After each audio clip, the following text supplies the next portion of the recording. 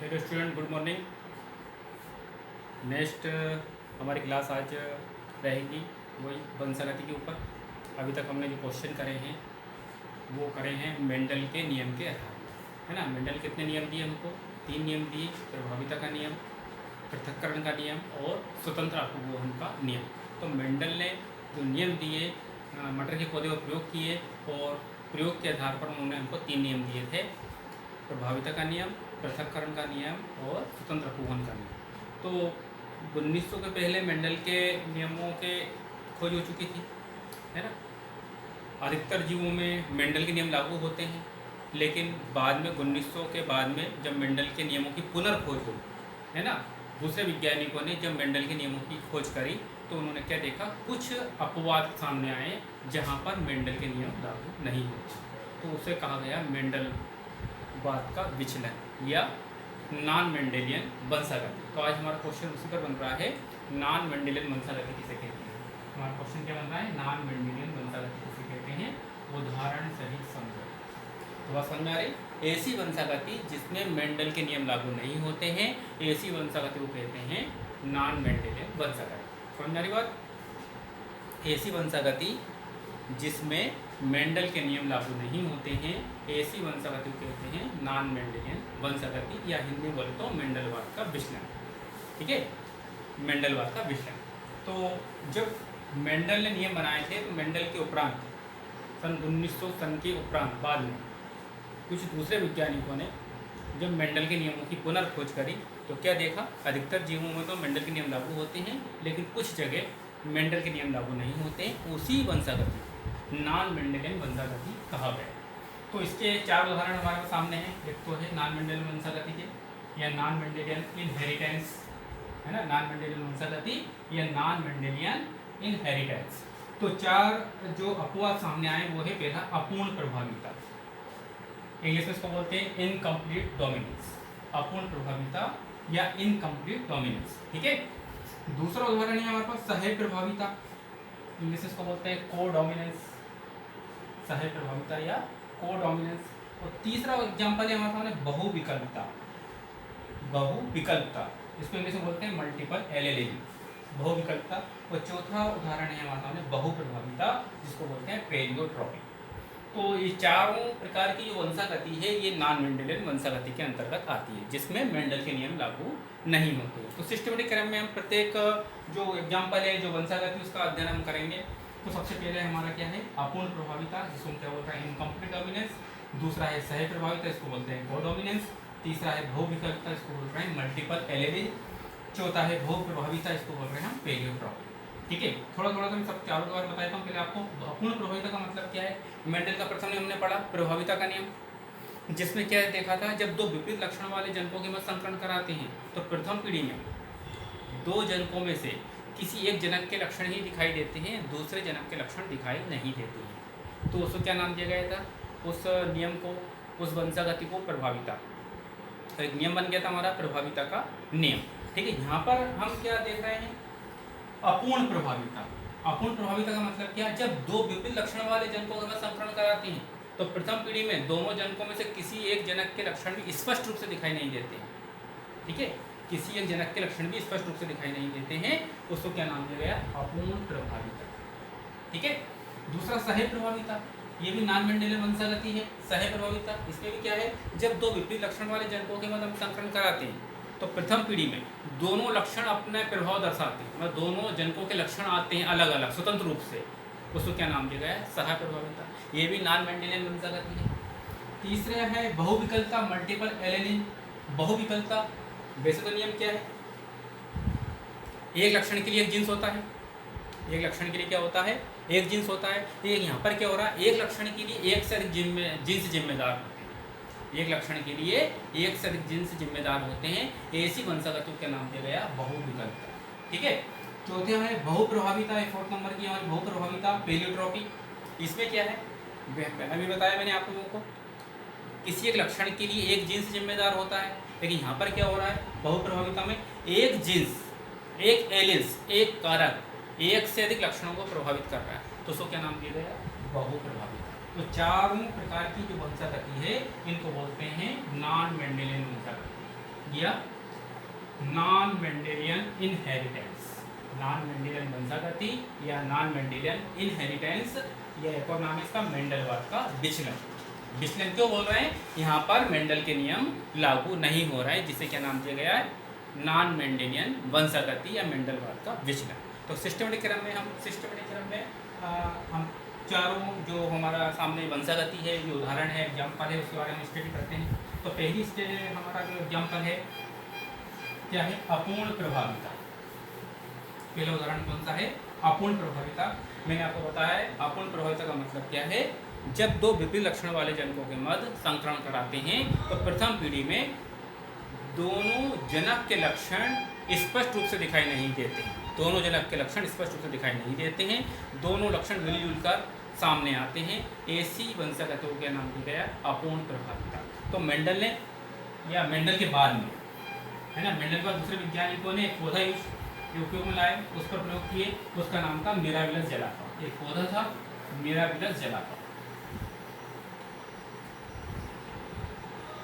Mirabilis जलापा।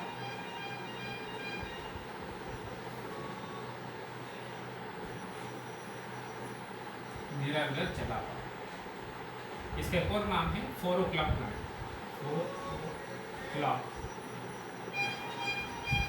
4 o'clock plant, mirabilis जलापा या 4 o'clock plant, mirabilis जलापा या 4 o'clock plant. इस प्लांट की विशेषता है मटर के समान, इसमें भी दो रंग के पुष्प आते हैं। एक पौधा होता है लाल पुष्प वाला और एक पौधा होता है सफेद पुष्प वाला। ठीक है, एक पौधा मिराबिलस जलापा कैसा होता है? लाल पुष्प देने वाला, और एक पौधा होता है सफेद पुष्प देने वाला। तो दो विपरीत लक्षण होगा दोनों में, है ना। दो प्रकार के पौधे हैं, एक ही जाति है मिराबिलस जलापा, इसका को नाम है 4 o'clock प्लांट। एक पौधे में लाल रंग के पुष्प आ रहे हैं, एक पौधे में सफ़ेद रंग के पुष्प आ रहे हैं। जब दोनों के बीच में संकरण कराया, पर परागण कराया, तो प्रथम पीढ़ी में जो पौधा बना उसमें आए गुलाबी रंग के पुष्प। ना तो लाल रंग के पुष्प आए, ना सफ़ेद रंग के पुष्प आए। कौन से रंग के पुष्प आए? गुलाबी रंग के आए। तो दोनों गुण प्रभावी नहीं रहे, ना तो लाल पुष्प देने वाले पौधे के गुण प्रभावी रहे पूर्ण रूप से, ना सफ़ेद रंग के पुष्प वाले पौधे के गुण प्रभावी रहे पूर्ण रूप से। तो दोनों के मिले जुले जब लक्षण प्रथम पीढ़ी में आए तो कौन सा रंग आया पौधे में, पुष्पों में? गुलाबी रंग के पुष्प देने वाले पौधे उत्पन्न हुए। तो उसको क्या नाम दिया गया? अपूर्ण प्रभाविता। मतलब कोई भी लक्षण पूर्ण रूप से प्रभावी नहीं है, इस कारण इसको क्या कहा गया? अपूर्ण प्रभाविता। तो हम एग्जाम्पल के द्वारा इसको देखते हैं। इसमें भी हम क्या करेंगे? वही प्रभाविता के नियम में मिल गया था लाल पुष्प वाला पौधा। एक पौधा कैसा है? लाल पुष्प देने वाला, जिसको हमने सिंबल के लिया था कैपिटल आर। ठीक है, और एक पौधा था सफ़ेद पुष्प देने वाला मटर का। इसी प्रकार मिराबिलस जलापा में भी एक पौधा लाल पुष्प देने वाला और एक सफ़ेद पुष्प देने वाला। तो यहाँ पर इसको सिंबल के लिए स्मॉल आर ले लिया, और यहाँ पर क्या ले लिया? Capital R. ठीक है, मैंने बताया था आपको युग्मक बनते हैं, नर युग्मक और मादा युग्मक। तो यहाँ पर युग्मक बनेंगे तो क्या होगा? गुणसूत्र संख्या मात्र कोशिका से आधी हो जाएगी। तो यहाँ पर हम लेंगे सिंगल आर, कैपिटल आर। यहाँ पर भी युग्मक बनेंगे तो स्मॉल आर। मान लीजिए नर युग्मक है, इसको नर पौधे के रूप में यूज कर रहे हैं पौधे को, तो परागकण यूज करेंगे। इसको मादा युग्मक बोल रहे हैं तो अंड कोशिका यूज करेंगे। इसका मादा जन्म में यूज हो जाएगा, इसका परागकण यूज होंगे। दोनों के बीच में जब पर परागण कराएंगे, संकरण कराएंगे, तो प्रथम पीढ़ी में जो बीज मिला वैज्ञानिक को, वो कैसा मिला? इस प्रकार का जीनोटाइप वाला मिला, बीज मिला। इस बीज को वैज्ञानिक ने बोया, पौधा बना, पौधे में पुष्पन की क्रिया हुई। तो उन्होंने क्या देखा कि जो पुष्प आ रहे हैं वो ना तो लाल रंग के आ रहे हैं, ना सफ़ेद रंग के आ रहे हैं, एक नया रंग आ गया, गुलाबी रंग। कौन सा रंग आ गया? गुलाबी। तो देखो प्रभाविता के नियम का अपवाद है कि नहीं? प्रभाविता के नियम के अनुसार क्या होना था? या तो प्रथम पीढ़ी में, ये फर्स्ट जनरेशन है हमारी प्रथम पीढ़ी है, इसमें लाल रंग के पुष्प आने थे, या तो ये प्रभावी होना था, या फिर सफ़ेद रंग के पुष्प आने थे। लेकिन यहाँ पर ना तो लाल रंग के पुष्प मिल रहे हैं, ना सफ़ेद रंग के पुष्प मिल रहे हैं। इस कारण से क्या नाम दिया गया? अपूर्ण प्रभाविता। ठीक है, जब प्रथम पीढ़ी के पौधों में स्वपरागण कराया है ना, पुष्पों में क्या कराया? स्वपरागण कराया। तो हम स्वपरागण में क्या लिखते हैं? Capital R small R into capital R small R. वही गैमेट बनेंगे, एक गैमेट बनेगा कैपिटल आर वाला और एक गैमेट बनेगा स्मॉल आर वाला। यहाँ पर देखते हैं तो एक गैमेट बन रहा है वही कैपिटल आर वाला और एक स्मॉल आर वाला। इसका संकरण इससे कराते हैं तो एक हमको बीज मिलेगा कैपिटल आर, एक बीज मिलेगा हमको कैपिटल आर स्मॉल आर, एक बीज मिलेगा स्मॉल आर, एक इससे कराते हैं क्रॉस तो कैपिटल आर स्मॉल आर, एक इसका इससे कराते हैं तो स्मॉल आर। तो देखो 4 प्रकार के बीज मिले, चारों प्रकार के बीजों को जब वैज्ञानिक ने बोया तो क्या देखा, इस बीज से तो कैसे लगे, लाल पुष्प देने वाले पौधे लगे। कैसे पुष्प लगे, लाल पुष्प देने वाले। एक पौधा कैसा मिला, लाल पुष्प देने वाला। 2 पौधे कैसे मिले, गुलाबी पुष्प देने वाले। और एक पौधा कैसा मिला, सफेद पुष्प देने वाला। तो इसका जीनोटाइप और फिनोटाइप अनुपात क्या हो गया, 1:2:1।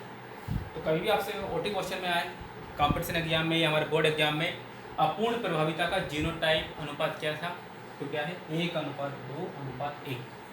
इसी प्रकार अपूर्ण प्रभाविता में द्वितीय पीढ़ी का फिनोटाइप अनुपात क्या था, तो फिनोटाइप अनुपात भी वही रहेगा हमारा। एक पौधा लाल पुष्प आ रहे हैं, 2 में गुलाबी रंग के पुष्प आ रहे हैं और एक में किस रंग के पुष्प आ रहे हैं, सफ़ेद रंग के पुष्प आ रहे हैं। तो ये हमारी जो वंशागति थी, इसका नाम दिया गया था अपूर्ण प्रभाविता। तो आपको समझ में आ गया होगा अपूर्ण प्रभाविता का मतलब क्या है। जब 2 विपरीत लक्षण वाले जनकों के बाद संकरण कराते हैं तो प्रथम पीढ़ी में दोनों जनकों के लक्षण स्पष्ट रूप से दिखाई नहीं देते हैं। ऐसी वंशागति को नाम दिया गया अपूर्ण प्रभाविता। किसमें देखा गया, मिराबिलस जलापा। पौधे का नाम क्या था, मिराबिलस जलापा। तो मिराबिलस जलापा में जब इस प्रकार का संकलन कराया गया तो क्या देखा, यहाँ पर मेंडल का नियम लागू नहीं हुआ। इस कारण इस प्रकार की वंशागति को क्या नाम दिया गया, नॉन मेंडेलियन वंशागति। और एग्जाम्पल को उदाहरण क्या हो गया, अपूर्ण प्रभाविता, इनकम्प्लीट डोमिनेंस, है ना, जिसमें कोई सा भी जनक के लक्षण प्रथम पीढ़ी में स्पष्ट रूप से दिखाई नहीं दे रहे हैं। ऐसी वंशागति को बोल रहे हैं अपूर्ण प्रभाविता, ठीक है, या इनकम्प्लीट डोमिनेंस।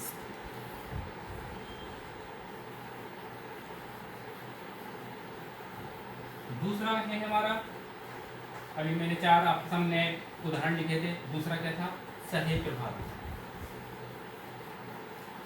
दूसरा क्या है, सह प्रभाविता। सह प्रभाविता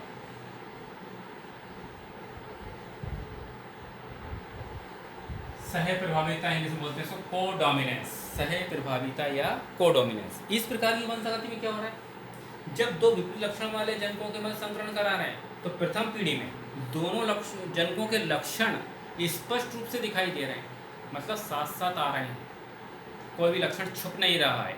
इसका इसको क्या नाम दिया गया, सह प्रभाविता या कोडोमिनेंस। उदाहरण, लाल पशु है ना, लाल गाय और सफ़ेद बैल के बीच संकरण कराया तो प्रथम पीढ़ी में जो बछड़ा बना, जो संतान आई, उसकी त्वचा का रंग कैसा हो गया, चितकबरा हो गया, लाल रंग के धब्बे भी आ गए त्वचा के ऊपर। ये तो मेंडल के प्रभाविता के नियम के अनुसार क्या होना था, है ना, संतान में या तो त्वचा का रंग लाल रंग का आना था या सफ़ेद रंग का आना था।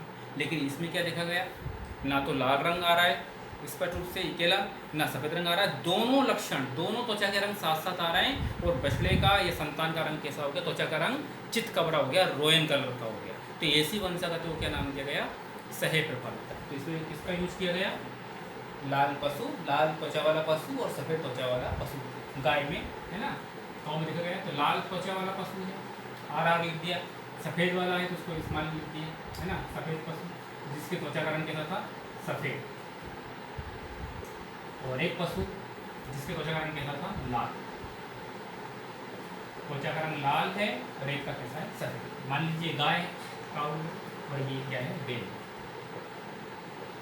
तो यहाँ पर मादा युग्मक बनेगा तो क्या बोलेंगे, अंडकोशिका, अंडाणु बनेंगे, इसको क्या बोलते हैं, आहार, है ना, मादा युग्मक, इसको क्या बोलते हैं, अंडाणु। और यहाँ पर क्या बनेंगे, शुक्राणु, आर स्मॉल आर स्मॉल, ये क्या होगा, शुक्राणु। इसको क्या बोल सकते हैं, नर युग्मक, है ना। एक पशु ऐसा है जिसके त्वचा का रंग कैसा है, लाल है, और एक पशु कैसा है जिसके त्वचा का रंग कैसा है, सफ़ेद है। जब दोनों को भी संकरण कराया तो जो संतान आई, है ना, संतान में क्या देखा गया कि दोनों गुण आए, साथ साथ आए, और त्वचा का रंग कैसा हो गया, चितकबरा। चितकबरा रंग हो गया। चितकबरा रंग जिसे बोलते हैं रोयन कलर। कौन सा कलर, रोयन कलर या चितकबरा। तो यहाँ भी मेंडल का नियम लागू नहीं हो रहा है, मेंडल के प्रभाविता का नियम लागू नहीं हो रहा है। मेंडल के प्रभाविता के नियम के अनुसार क्या होना था, इस बछड़े में, संतान में त्वचा का रंग या तो लाल आना था या सफ़ेद आना था। लेकिन एक नया रंग आ गया, दोनों रंग आ गए, लाल रंग के धब्बे भी आ गए त्वचा के ऊपर, तो एक नया रंग मिल गया चितकबरा। इसको क्या नाम दिया गया? नॉन मेंडेलियन वंशागति। उदाहरण क्या होगा? सहज। ठीक है।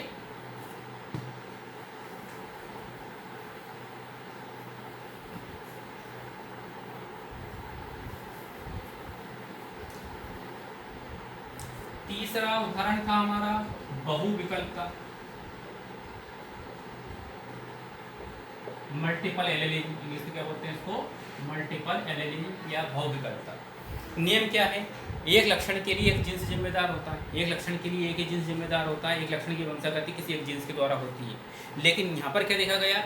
एक लक्षण के लिए एक से अधिक जीन्स जिम्मेदार है, एक लक्षण के लिए एक से अधिक जीन्स जिम्मेदार है। उदाहरण के लिए मनुष्य में, मनुष्य का ब्लड ग्रुप, मनुष्य का जो रक्त समूह होता है, ब्लड ग्रुप होता है, वो 3 जीन्स के द्वारा निर्धारण होता है। कितने जीन्स के द्वारा उसका निर्धारण होता है?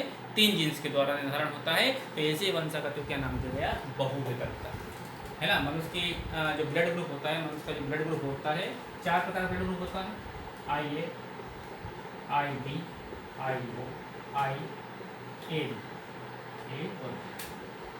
इस प्रकार के 4 प्रकार के ब्लड समूह होते हैं। एक तो ए ब्लड ग्रुप वाला व्यक्ति होता है, एक बी ब्लड ग्रुप वाला व्यक्ति होता है, एक ओ ब्लड ग्रुप वाला व्यक्ति होता है और एक ए ब्लड ग्रुप वाला व्यक्ति होता है। तो 4 प्रकार के ब्लड ग्रुप होते हैं।